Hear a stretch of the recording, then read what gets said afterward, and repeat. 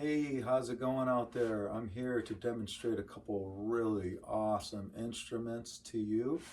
This here is what we call a wooden Fujara. This is made of an elder tree, and these traditionally come from Slovakia.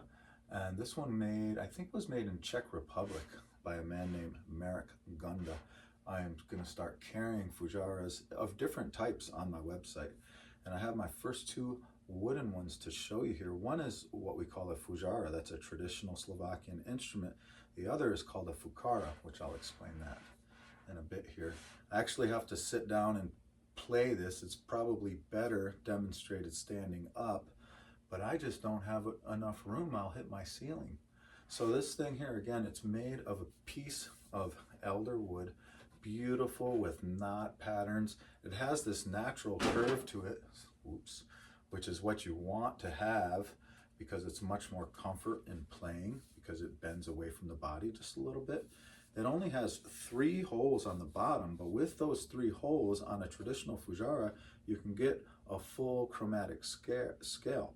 And this is actually what we would call an overtone instrument. So really the way that you play it is really by working with your breath pressure. Super gentle breaths and different embouchure up to really aggressive breaths to achieve those super chirpy high octave notes. And I think you can get about 5 octaves out of this really cool instrument. Super ethereal sounding, beautiful piece. And this one here, I'm going to demonstrate to you. The Fujara, the traditional Fujara, is actually a little bit more comfortable and practical. To make the Fukara with a different scale that's more Middle Eastern, as we'll get to, it's got to be a little bit bigger and bulkier, which makes it a little bit more difficult to hold on to and a little bit more awkward to play. But all in all, if you can handle the weight of it and all, it's a super cool instrument. So I'll start with this here and demonstrate this beautiful traditional Fujara. These are both keyed to G and have this beautiful wood burning on here. I'll cruise on up there so you can see it. Yep, they both have that beautiful wood burning strapped together with leather. In order to make this work, they have to create this unique mouthpiece. So the fipple here, where the sound is produced, is way up here, up top here. But the mouthpiece is down here, so the air flows all the way up this tube into here. It's not too different than our Native American style flutes, and it has more like the recorder fipple here, and then so that's where the sound is produced. However, the mouthpiece is super long so that you can actually reach the playing holes that are down low. This thing is right about 5'8", a little bit taller than me, and yep, I'd say that they're going to average 5 to 6 feet depending on which key. I have another maker getting me a low E soon. That one's going to be amazing. But these I'm really impressed with. I'm super happy with, and he doesn't sell many in the U.S. So I'm doing my best. Some of these exotic instruments that come from other parts of the world to start carrying them in the U.S. So these Fujaras are my first. Super beautiful, really great tones, and he does an excellent job. I'm going to play this for you and demonstrate. Again, there's 3 notes here. You can experiment different ways to play. The way that I'm doing it, I'm trying to lift up to show you, is 1 finger on the bottom. You can play that with your middle finger, and then right now I'm doing ring finger and pointer finger on the top hand. Another way that you can play it, if I was standing, and I've seen women play it this way too, where you actually can use the palm of your hand or your thumb. It just depends on how long or how big this is. The G is not the most big one. It's a beautiful low tone, but you can play it with thumb and middle finger on the right hand, or you can go thumb and palm like this if you have small fingers, because these holes have to be pretty big to get the tone. And then you're balancing like this with your arm fully extended, covering with your palm, which actually helps you hold that, and then your pointer or middle finger like this or like this to cover that bottom hole. And then this one helps you balance here, and also you can just use one middle finger or pointer finger, whatever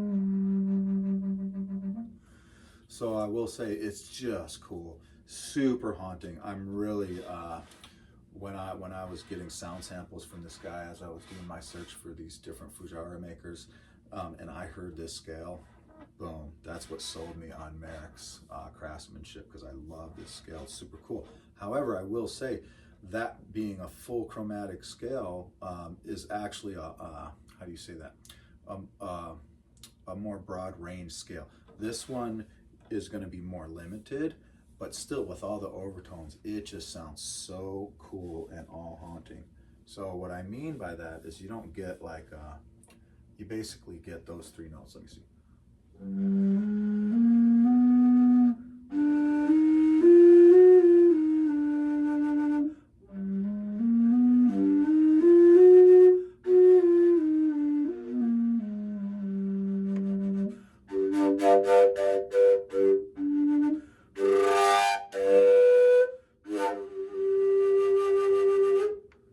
So cool though. I'm sure you can already hear the difference. I'll play this one with effects for you a little bit as well.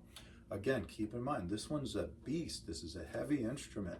So you're gonna have to work with your hand strength, your arm strength, and how to balance it appropriately. Again, standing up is better. Just don't have enough room in this small space up here to do it. So I'm gonna play it with effects for you. And I will be carrying these. I think I'm probably going to sell these first couple before they reach the website, but I will make a listing soon on my website. Who knows how I'm going to take nice pictures of these to put them on my website. And they'll be available to pre-order at least, and then hopefully before the holidays I will have a couple of different options for wooden Fujaras, Fukaras, as well as the PVC, which is the lower cost ones. Always email Miguel at Singing Tree Flutes if you want to inquire about these, and just keep looking back, because there's always new stuff coming. All right.